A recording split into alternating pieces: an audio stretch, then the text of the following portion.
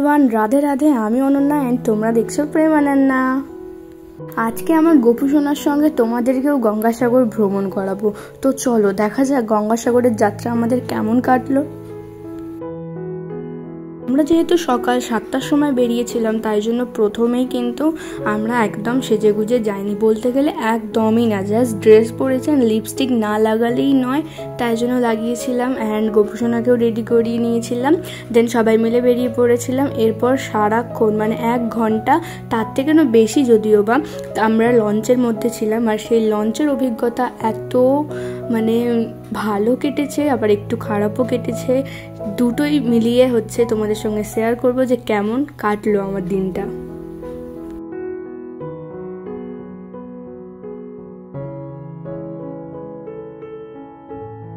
Launch ঘাটেও চলে এসেছি আর এবারে উঠবো লঞ্চে। তো যখন প্রথম উঠেছিলাম, মানে যখন শুরুর দিকে, মানে যখন গঙ্গাসাগর যাব, তখনের অভিজ্ঞতাটা মারাত্মক লেভেলের সুন্দর ছিল। বিকজ এই যে দেখো দৃশ্যগুলো জাস্ট অসাধারণ ছিল, মানে মনটা আলাদাই শান্তি পাচ্ছিল যে এত সুন্দর। বাট মধ্যিখানে গিয়ে যখন মাঝ সমুদ্রে, তখন হচ্ছে ঢেউ এত জোরে জোরে দিচ্ছিল, পুরো জাহাজটা মানে একবার এই সাইডে হেলে যাচ্ছে, একবার এই সাইডে হেলে যাচ্ছে। ইভেন জলের মানে ঢেউয়ের জল কি বলবো সরি লঞ্চের ভিতর ঢুকে যাচ্ছে। সেই অভিজ্ঞতাটা এতটা ভয়ঙ্কর ছিল, মানে কোনো সময় আমার তো ভীষণ ভয় লাগছিল যে এই বোধহয় গেলাম, এরকম একটা অভিজ্ঞতা ছিল। বাট তাও অনেক সুন্দর কেটেছিল। দেন আমরা নেমে পড়েছিলাম, মানে লঞ্চ থেকে নেমে পড়েছিলাম গঙ্গাসাগরের এতে। তারপরে এখান দিয়ে আমরা ম্যাজিক গাড়ি উঠেছিলাম। এখান থেকে আমরা প্রথমেই যাব হচ্ছে কপিল মুনির আশ্রমে। তো চলো সেখানে গিয়ে একেবারে দেখা হচ্ছে।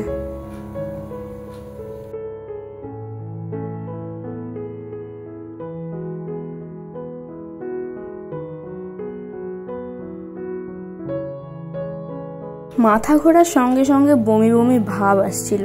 বিকজ গাইস, ওই যে ঢেউয়ের উঠাল পাথাল ছিল, তাতে প্রচুর পরিমাণে গা গোলাচ্ছিল, ভয় লাগছিল, মাথা ঘুরছিল, সব মিলিয়ে ভনভন করছিল।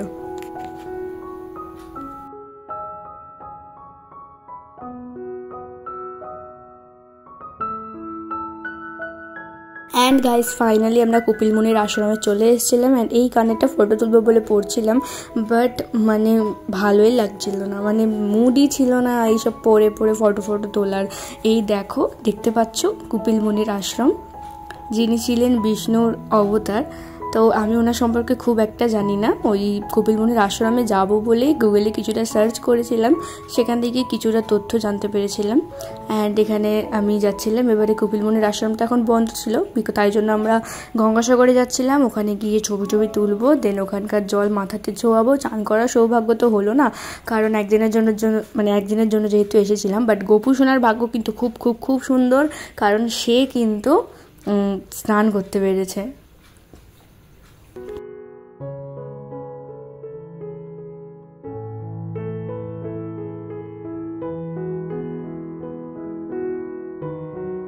আর এখানে একটা বড় দেখে মহাদেবের মূর্তি ছিল, বাট এটা মহাদেবের কোন রূপ, আই থিঙ্ক রুদ্ররূপ টাইপের কিছু একটা হবে, আই ডোন্ট নো, মানে আমি জানি না ঠিক।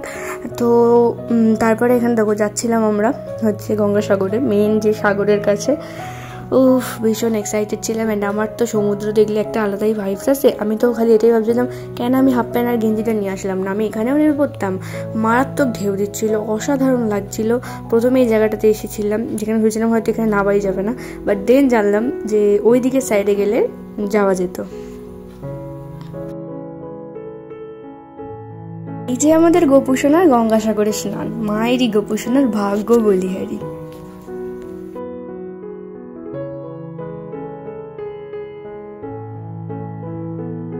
স্নান করিয়ে নেওয়ার পর নতুন জামা পরিয়ে দিলাম। আর দেখো কি মিষ্টি টাইনা লাগছে, আর মনে মনে কিন্তু খুব খুশি হয়েছে, সেটা দেখেই বোঝা যাচ্ছে।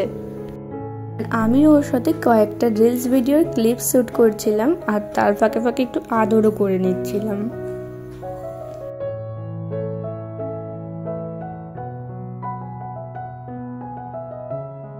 একটা কথা আছে না যে সব তীর্থস্থান বারবার আর গঙ্গাসাগর একবার।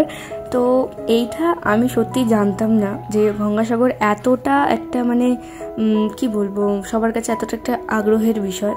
তো জানতে পেরেছি, গেছি, আমি খুশি হয়েছি অনেকটা। আর এই জায়গাটা, এটাকে বলা হয় নাগ মন্দির।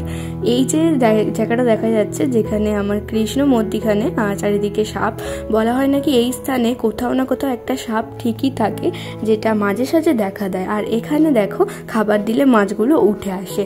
বাট এখানেই না একটা প্রবলেম হয়ে গেছিলো, নিচেটা যেহেতু এতটা শ্যাওলা, বাবা যখন মানে খাবার দিতে এসেছিল তখন বাবা বুঝতে পারেনি যে এখানে এতটা শ্যাওলা আছে, বাবা না পড়ে গেছিলো। দেন মানে কোমরে অনেকটাই লেগেছে, এই যে দেখো হুট করে এসব হয়ে গেছিলো। যাই হোক, তারপর এখানে আমরা এখানে ঠাকুরগুলো দর্শন করছিলাম। আর এখানে না আমার গনু দাদাকে আমার সব থেকে ভালো লেগেছে, কি সুন্দর আর মিষ্টি দেখতে লাগছিল। এই দেখো, আর এ যেমনভাবে দেখছে, কারণ এ তো নিজে বলে আমি হচ্ছি গনু দাদা।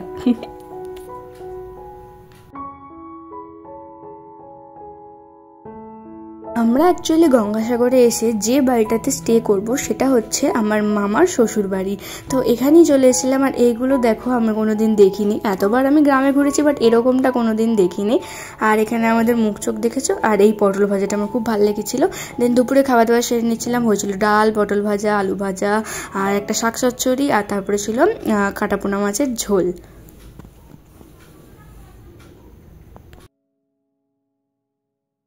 তারপর আমরা একটুখানি রেস্ট নিয়ে তারপরে চলে গেছিলাম মাঠের মধ্যে একটা ফানি রিলস, একটা না দুটো ফানি রিলস শ্যুট করার জন্য।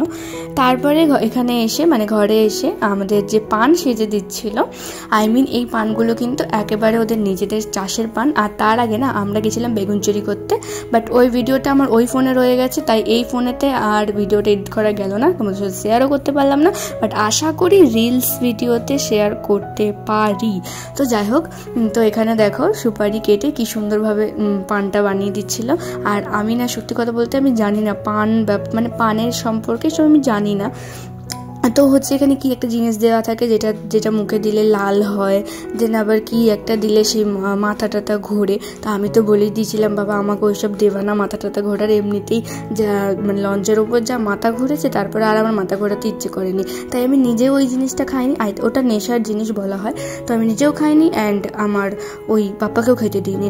আর এরা দুজন খেয়েছিল, মানে আমার দিদি আর আমার বন্ধু। আর আমি তো খালি বলছিলাম আমার কেন লাল লাল হয়নি। অ্যাকচুয়ালি আমি জল দিয়ে পানটা গিলে খেয়ে নিয়েছিলাম।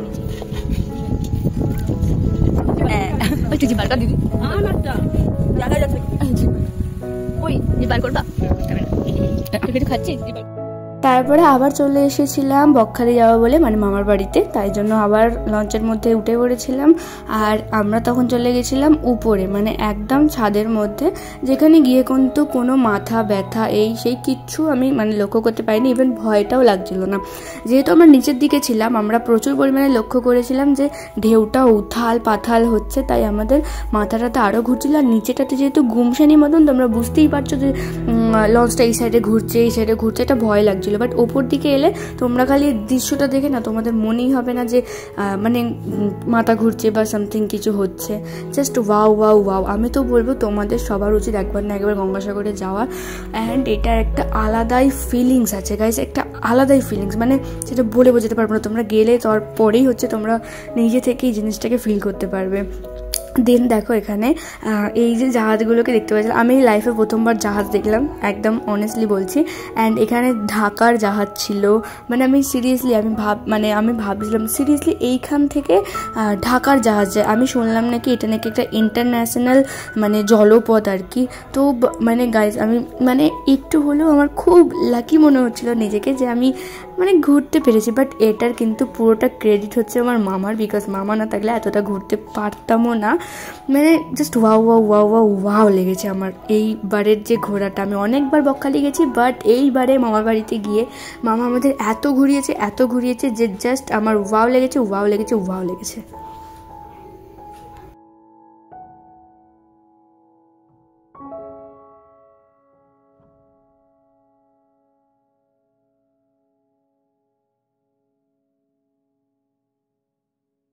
আর এই অপূর্ব দৃশ্যটা এত সুন্দর আর মারাত্মক লাগছিল, এত সুন্দর হাওয়া দিচ্ছিল যে আমি তোমাদেরকে বলে বোঝাতেই পারবো না। Just wow! আর এখানে একটা কাকু আমাদের বলছিল যে এই ব্রিজটা কেন এত উঁচু করা হয়েছে বলো তো? কারণ এখান দিয়ে অনেক বড় বড় জাহাজ যায়, কারণ এটাই হচ্ছে ইন্টারন্যাশনাল জলপথ। তারপর লঞ্চ থেকে নেবে কিছুজন খেয়ে নিচ্ছিল চা আর কিছুজন খেয়ে নিচ্ছিল আইসক্রিম, বাট আইসক্রিমের মধ্যে আমার আবার ভ্যারাইটি আছে, তাই জন্য আমি লস্যি খেয়ে নিয়েছিলাম। তারপরে চলে গেছিলাম সন্ধ্যেবেলা মানে রাত্রিবেলা করে মাছ ভাজা খেতে, সেখানে আমরা চিংড়ি মাছ ভাজা খেয়েছি, বাট ওটা দেখাতে পারলাম না। তারপরে সকালবেলা এই দেখো কী বলছে, বলছে ট্রু অ্যান্ড দেয়ার খেলা হচ্ছিলো, দেয়ার নিয়েছে। আমি বললাম যাও তাহলে খাও, ও যে গোবর খাও, খেলো না, সাইড থেকে ফেলে দিল, খুব চালাক। যাই হোক, তারপরে চলে গেছিলাম ঝাউ বাগানে, সেখানে গিয়ে আমরা ফটো তোলার জন্য। আর এখানে প্রচুর লাল কাঁকড়া ছিল। আর এখানে দেখুন এই যে আন্টিটা মানে কাকিমাটা কত ঝিনুক তুলেছে আর কত লাল কাঁকড়া তুলেছে। আর এখানে না একটা বড় জন্তুর হাড্ডি গুড্ডি পড়েছিল, মানে পুরো কঙ্কালটা। তো আমরা গেস করলাম আই থিঙ্ক এটা গরুর হাড্ডি গুড্ডি পড়েছিল, বিকজ অনেকটাই বড় ছিল। আর এখানে না আমরা হরিণের পায়ের ছাপও দেখতে পেয়েছি।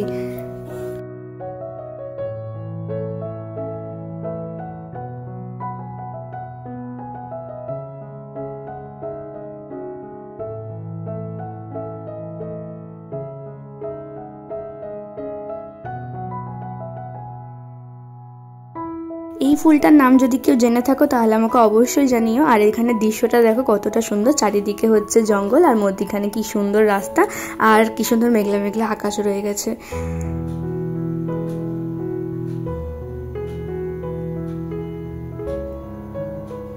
এই বট গাছটা কিন্তু অনেক বছরের পুরনো। তো যাই হোক গাইস, দেখা হচ্ছে কিন্তু অন্য কোনো ব্লগে। ততক্ষণের জন্য টাটা, বাই বাই, সুস্থ থেকো, ভালো থেকো এবং আমার চ্যানেলটা সাবস্ক্রাইব করে দিও। বাই।